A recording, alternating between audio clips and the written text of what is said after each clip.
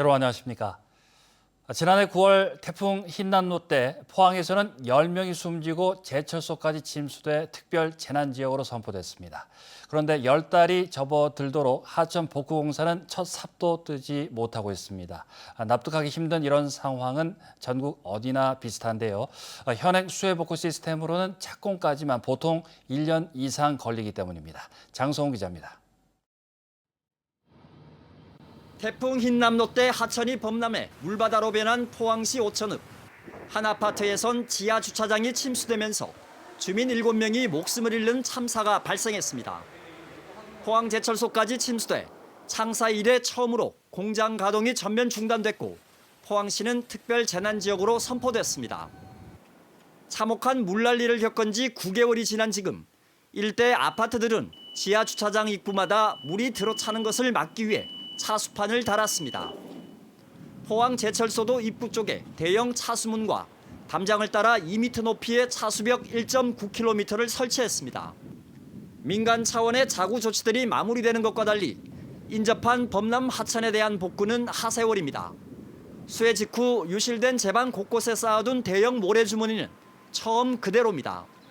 상당수는 찢어지고 터져 비가 많이 내리면 언제 무너질지 모릅니다. 수변 시설은 아직도 파손된 채 방치돼 있고 물길 확보를 위한 임시 준설 작업도 하지 않았습니다. 지금 한 개도 지금 복구가 안 돼 있고 지금 임시 방편적으로 돼 있어서 혹시라도 비가 오면은 저런 임시 방편적인 시설은 금방 휩쓸려 가버리니까네. 복구공사 안내문이 이제야 내걸렸지만 어디에도 공사를 하는 모습은 보이지 않습니다.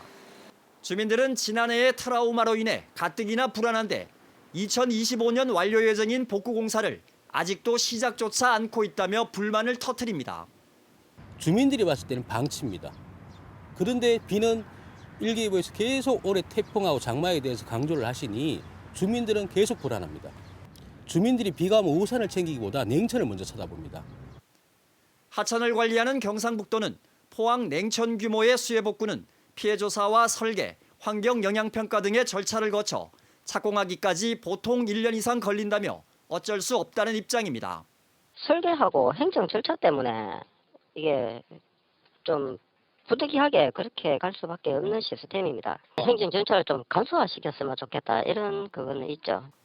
전국적으로 늑장 복구가 관행이 된 가운데 복구 공사 과정에서의 2차 피해 등 부작용이 커지면서 행정 절차를 간소화하고 공사 기간 단축 방안을 마련해야 한다는 지적입니다.